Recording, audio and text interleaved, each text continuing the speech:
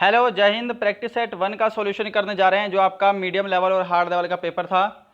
Question number 31 है। यहाँ पे इसमें बताना है कि गलत पद का चयन करें। तो यहाँ पे जो 9 है वो बिल्कुल रॉन्ग है।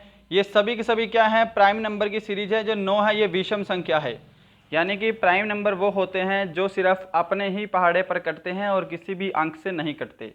9 जो है यह 3 से डिवाइड होता है, तो ये एक प्राइम नंबर नहीं है। ऑप्शन आपका सी करेक्ट आंसर होगा। क्वेश्चन नंबर 32 डिस्कस करने जा रहे हैं। देखो यहाँ पे बोला है हल करना है आपको, ये सिस्टम दे रखा है ना, अंक दे रखे हैं।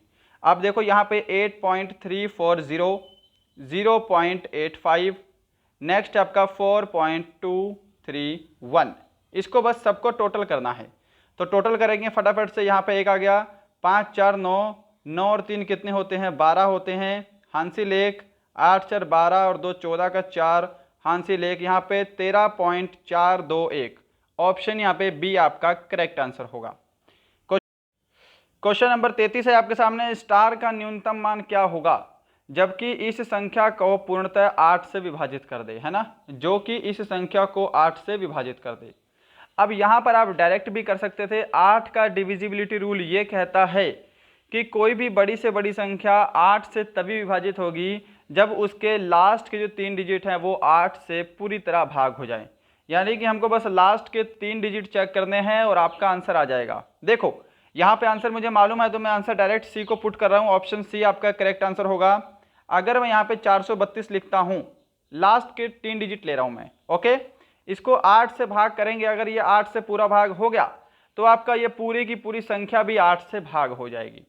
देखो 8 पंजे 40, यहाँ पे आपका 32 बचता है और 8 चौके 32, तो ये पूरा भाग हो रहा है। तो यहाँ पे आपका ऑप्शन सी जो है ये करेक्ट आंसर होगा।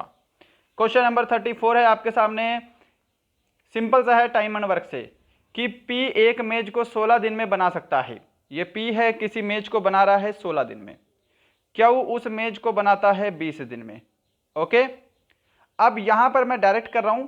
सबसे पहले हमको इनका एलसीएम लेना पड़ेगा। जो इनका एलसीएम होगा वो आपका टोटल वर्क होता है। इनका एलसीएम आ जाएगा 80, है ना। अब देखो 16 पंजे कितना होता है, 80 होता है, और 20 चौके 80 होता है। ये जो 4 और 5 है ये पी और क्यू के कार्य करने की क्षमता हो गई, ओके। अब यहां पर बोल रहा है कि क्यू ने कार्य आरंभ किया तथा उस कार्य को 5 दिन तक किया। क्यू की एक दिन की कार्य क्षमता 4 है ना। तो क्यू ने 5 दिन तक कार्य किया, तो 4 की क्षमता से वो 5 दिन में कितना कार्य करेगा। क्यू ने 5 दिन तक 20 कार्य कर लिया।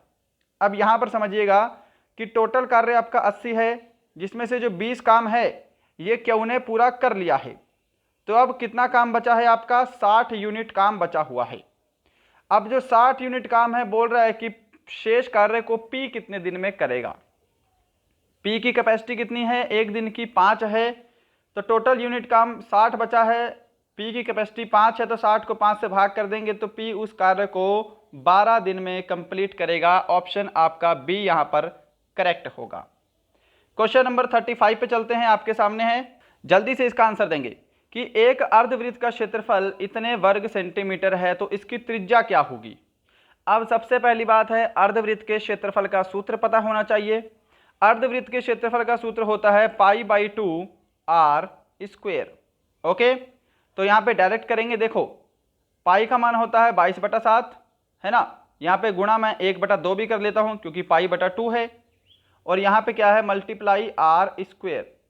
तो ये हो गया अर्धवृत्त के क्षेत्रफल का सूत्र, और क्षेत्रफल दिया है 693, तो ये इसका मान इसके बराबर हो गया। समझ पा रहे हो उतना। अब देखो 2 से कैंसिल करूंगा, ये 11 टाइम में चला गया, और 11 से ये 693 कैंसिल कर रहा हूं, तो 11 6 66 और 11 3 33। अब ये 7 इधर जाके 63 में गुणा होगा, तो यहां से आर स्क्वेयर का मान कितना बचेगा, 7 3 21, हासिल 2, 7 6 42 और 2 44, 441। हमको त्रिज्या निकालनी है, यानी कि आर का मान निकालना है। यदि आर स्क्वेयर 441 है तो आर का मान कितना होगा, 21 होगा। ऑप्शन आपका बी करेक्ट होगा। क्वेश्चन नंबर 36 का सॉल्यूशन करेंगे। किसी पूर्ण संख्या के 3 गुणे में 15 जोड़ने पर 93 प्राप्त होता है, तो वह संख्या क्या है। देखो जी, माना मैंने संख्या क्या है, x है। तो x के 3 गुणे में 15 जोड़ा है, यानी कि 3x में 15 जोड़ दिया, तो संख्या कितनी प्राप्त हुई है हमको? 93 प्राप्त हुई है। इतनी क्लियर है सभी को? अब देखो 15 इधर जाके 93 में माइनस हो जाएगा, तो यहां से जो 3x का मान बचेगा वो कितना बचेगा? 15, 13 में से 5 गए 8 है ना, यहाँ पे 78 बच गया। अब x का मान निकालना है, तो 3 से ये 78 पूरा पूरा भाग हो रहा है कितने पे? 3 दूनी 6 और 3 छिके 18, तो 26 यहाँ पे x का मान आएगा, आपका करेक्ट आंसर होगा। क्वेश्चन नंबर 37 है यहाँ पे, एक ट्रेन जो 130 मीटर लंबी है, जो 45 किलोमीटर प्रति घंटे की गति से यात्रा कर रही है, 30 सेकंड में एक पुल को पार करती है, पुल की लंबाई क्या है? देखो यहां पर हम सूत्र लगाएंगे टाइम का। टाइम क्या होता है? डिस्टेंस अपॉन स्पीड होता है। चीजों को समझना ध्यान से, टाइम जो है वो डिस्टेंस अपॉन स्पीड होता है। अब मैंने आपको ट्रेन वाला चैप्टर कंप्लीट करवाया है, उसके अंदर बताया है कि जब भी कोई ट्रेन किसी प्लेटफार्म को या किसी पुल को पार करेगी, तो ट्रेन की लंबाई के साथ प्लेटफार्म की लंबाई भी हमेशा जुड़ती है। Got it? तो देखो यहाँ पर 130 जो मीटर है वो ट्रेन की लंबाई है, इसके साथ प्लेटफार्म की लंबाई भी जुड़ेगी, है ना, और 45 किलोमीटर प्रति घंटा ये स्पीड है, तो इस स्पीड को हमको मीटर प्रति सेकंड में बदलना पड़ेगा, क्योंकि ये सारा के सारा देखो मीटर और सेकंड में अंतर दे रखा है। तो किलोमीटर प्रति घंटे को मीटर प्रति सेकंड में बदलने के लिए हम 5/18 से गुणा करते हैं, ये ध्यान रखिएगा। तो 18 नीचे ना रहकर ये 18 कहाँ चला जाएगा? ऊपर चला जाएगा, है ना, और ये इसको 30 सेकंड में पार कर रही है। क्या इतना स्टेप सभी का क्लियर हुआ? अब यहाँ पर देखिएगा, कैंसिल कर लेते हैं, है ना। देखो ये 6 से कैंसिल हो रहा है आपका, 6 तिया 18 और यहाँ पे आ जाएगा 6 पंजे 30, 3 से ये 45 कैंसिल होगा 15 बार में। अब 15 गुणा 5 कितना होगा? 75। 75 को फिर 5 से गुणा करेंगे तो कितना बनेगा? 75 को 5 से गुणा करेंगे तो 5 पंजे 25, हासिल 2, 5 सत्ते 35 और 36 37। तो यहाँ पर ध्यान दीजिएगा, 130 plus P is equal to 375। Got it? तो ये 130 इधर जाके जब 375 में माइनस हो जाएगा तो प्लेटफार्म की लंबाई कितनी आ जाएगी? 5 4 2, 245। ऑप्शन आपका सी बिल्कुल यहां पर करेक्ट आंसर होगा। क्या सभी का क्लियर हुआ ये वाला क्वेश्चन? चलो बढ़ते हैं नेक्स्ट पे। क्वेश्चन नंबर आपके सामने है 38। इस क्वेश्चन का आंसर दीजिएगा। क्वेश्चन नंबर 38 का यहां पर क्या पूछा है आपसे कि एक संख्या के चौथे व पांचवें भाग का योग उसके तीसरे भाग से 28 बड़ा है, तो संख्या क्या है? समझो जी यहाँ पे कि माना मैंने कोई संख्या क्या है? x है। माना हमने संख्या x है, ठीक है, डायरेक्टली कर रहा हूं। यहां पे बोला कि x का चौथा भाग यानी कि x/4 प्लस x के पांचवें भाग का योग है, जो x का तीसरा भाग है उससे 28 बड़ा है, तो यहां पे माइनस कर दिया। समझ गए ना इतना सिस्टम? अब देखो इसको सोल्व करेंगे, पहले इसको एलसीएम लेके सोल्व कर लो। यहाँ पे एलसीएम तो आपको लेना आता होगा, मैं डायरेक्ट कर रहा हूँ। तो यहाँ पे आपका बनेगा 9x/20 minus x/3 is equal to 28। अब फिर इनको एलसीएम लेके आपको सोल्व करना पड़ेगा, तो मैं यहाँ पर भी इसको डायरेक्ट कर देता हूँ, ठीक है। ये एलसीएम अपने आप ले लेना आप। देखो यहाँ पे आपका बनेगा 27x माइनस 20x अपॉन में 60 इज इक्वल टू 28, ठीक है। अब ये 60 इधर जाके 28 में क्या हो जाएगा? मल्टीप्लाई हो जाएगा। जब मल्टीप्लाई होगा तो 8 6 48 का 8 हासिल 4, 6 दूनी 12 और 4 16, 1680 बनेगा। यहाँ पे बनेगा कितना? 7x, है ना। 27 में से 20x माइनस होगा, यहाँ पे 7x बचेगा। अब 7 से भाग कर दो, यहाँ पे 7 दूनी 14, 7 चौके 28, यहाँ पे 0। x का मान कितना आ गया? 240। आपका ऑप्शन डी करेक्ट आंसर होगा यहाँ से। क्या सभी का क्लियर हुआ? चलो क्वेश्चन नंबर 39 है आपके सामने, इसको डिस्कशन करेंगे फटाफट से। देखो ये अलजेब्रा का क्वेश्चन है, आपके एग्जाम में अभी लेटेस्ट 28 मार्च को पूछा गया था।